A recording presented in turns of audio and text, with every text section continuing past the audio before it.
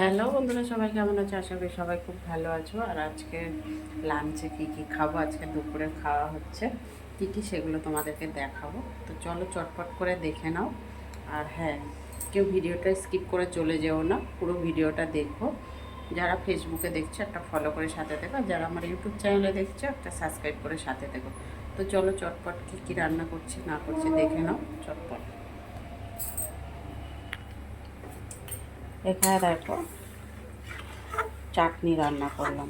আমগুলোকে কেটে সরু সরু করে কেটে নিয়ে সিদ্ধ করে তারপরে দেখো সর্ষে ফোড়ন দিয়ে নুন হলুদ দিয়ে দিয়েছি। এবার একটু ফুটে উঠলে একটু মিষ্টি দিয়ে দেবো, দিয়ে নামিয়ে নেবো চাটনিটা। এখানে দেখো মুসুরির ডাল সিদ্ধ হচ্ছে। ডালটা হচ্ছে পেঁয়াজ দিয়ে ফোড়ন দেব। আর এর সাথে খাবো হচ্ছে আলু পোস্ত।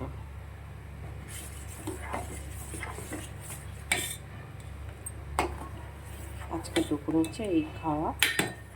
আর তার সাথে আছে কি সেটাও তোমাদেরকে দেখাচ্ছি। চলো, ডালটা আরেকটু সিদ্ধ হবে, একটু সিদ্ধ হতে বাকি আছে।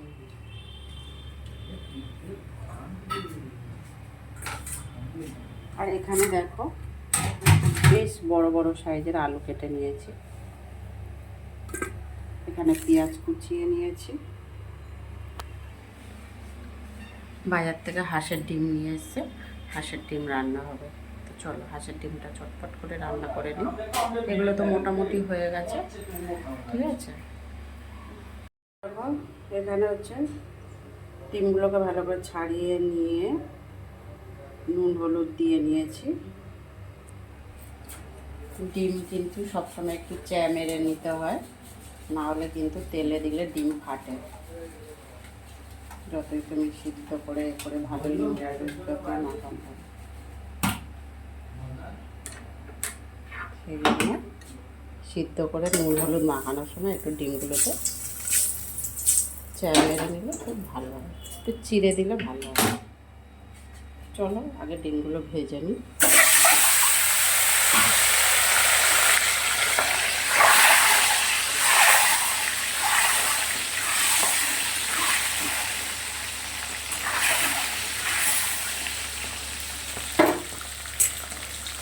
খুব বেশি ভাজবো না, তুলে নিই। হালকা ভাজার দরকার, তাই ভাজবো।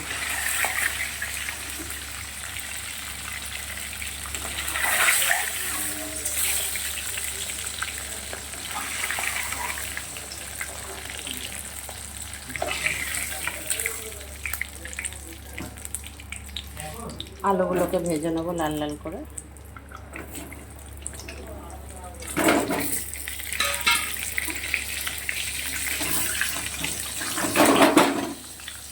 দেখেছো, দেখো একটা হাতে ক্যামেরা ধরার এই একটা হচ্ছে উপায়।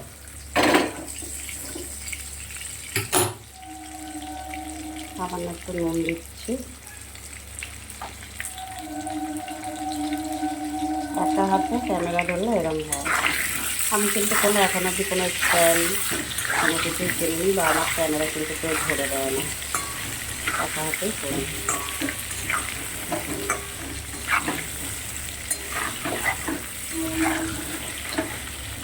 চলো আলুগুলোকে ভালো করে আগে ভেজে নিই লাল লাল করে।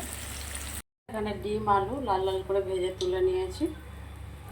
এবার আমি এখানে তরকারিটা বসাবো হচ্ছে। দেখো এখানে গোটা এলাচ বলছি, দারচিনি আর লবঙ্গ নিয়ে নিয়েছি, দিয়ে দিলাম। এখানে পেঁয়াজগুলো দিয়ে দিচ্ছি।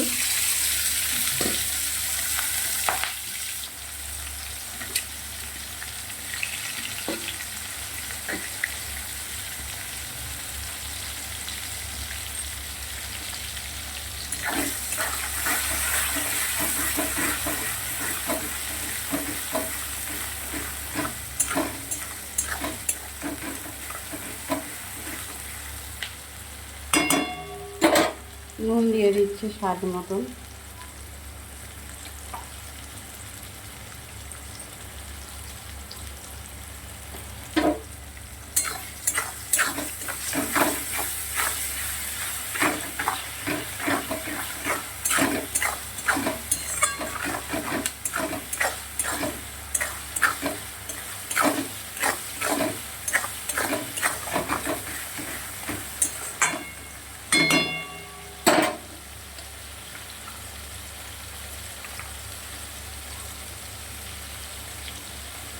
আদা আর জিরে একসাথে পেস্ট করে নিয়েছি, 2 চা চামচ দিলাম।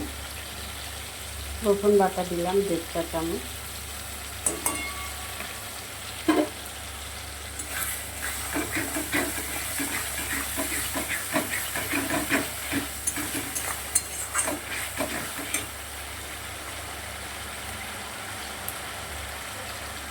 হলুদের গুঁড়ো দিলাম 1 চা চামচ।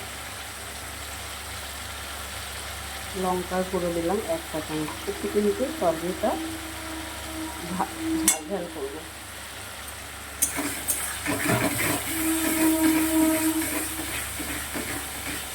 এবার মশলাটা খুব ভালো করে কষিয়ে নিই।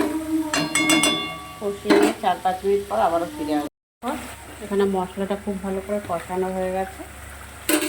এবার আমি ডিম আলুটা যে আগে থেকে ভেজে রেখেছি দিয়ে দিচ্ছি।